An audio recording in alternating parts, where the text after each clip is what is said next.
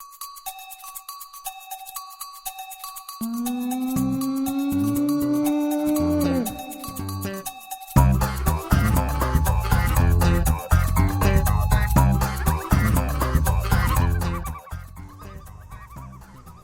my name is Tamara, and you are watching Things Even a Monkey Should Know. Thanks for watching again today. If you've watched any of the other videos, then you already know that I'm not a professional. I'm just a girl that's figured out that there are a lot of things around the house and in the yard and sometimes on the cars that I can do myself that actually save me a lot of money, and I want to share all of that stuff that I'm learning with you. So today I'm going to be replacing the filter in a side-by-side refrigerator. So I don't know if you remember back in the old days when the water filters on refrigerators were around back of the fridge, and it was this huge rigmarole to change the filter because you had to pull the fridge out and it was just terrible. So often whenever your filter light came on, you would just leave it flashing for about 6 months because it was such a pain to get to. Well, thankfully now they make it where the water filters in the refrigerators are pretty easy to get to.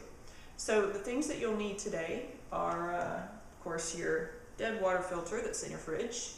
You'll need to have a new water filter, and these you can purchase usually at any home improvement store. You can also get them online for a better price. That's usually what I do. You may need a towel. It just depends.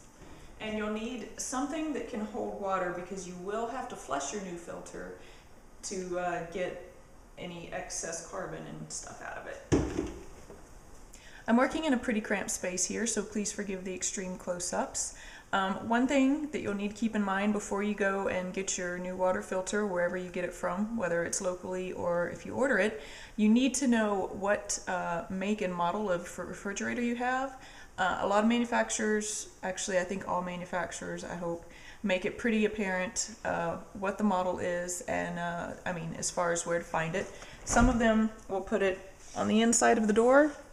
Mine put it just on a sticker just on the inside of the fridge here. So depending on the make and model of your fridge, there's several different places the manufacturers like to hide the filters now.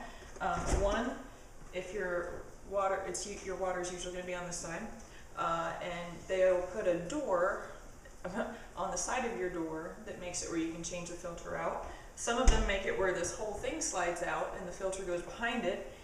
Some of them will put the filter down in the bottom, like around the grate of the fridge, and some of them, like mine, will put it up here in the corner.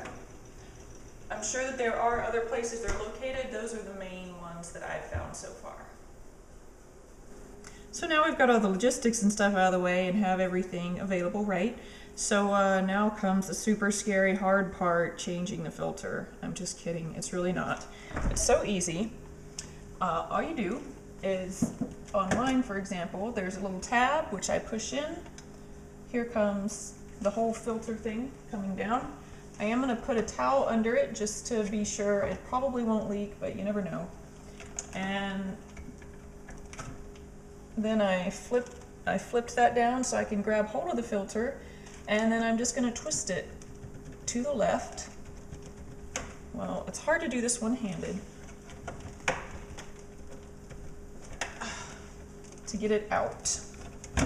There we go. It does have a few drips.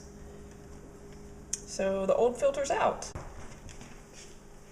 So you might notice there's a bit of a weight difference between your new filter and your old filter. Well, part of that reason is because your old filter is going to have water in it, and part of the reason is also because your old filter is going to have junk in it. Whoa. So you get your new filter. It should have a little cap on the top. You just peel it off. Just keeps everything sanitary. And then we're going to put it in.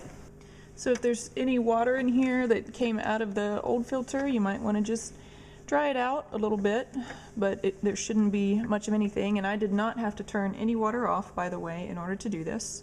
So I have my new filter, and there's these two edges that stick out from the lip, and there's a slot in here for those to fit into, and I'm just going to put them in and give it a turn. and it makes a little noise, kind of sounds like a balloon airing down or something, and that lets me know that it's in there. And then I just close this and I am done. So I've only got two things left to do. The first is to reset the filter light on my keypad here. There should be instructions probably on the keypad for you to do this. If not, you can probably find it pretty easily online just by typing your refrigerator make and model and reset water filter light into a search engine.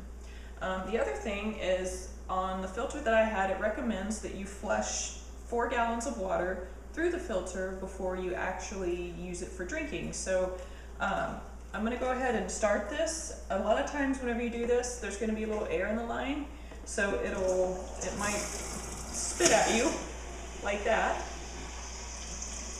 but it's perfectly normal. It just helps to get things flowing regularly through there, because essentially you just put a little tank on there. And you might have a stronger water flow than you did. I know I certainly do, just because there's nothing blocking up the filter anymore.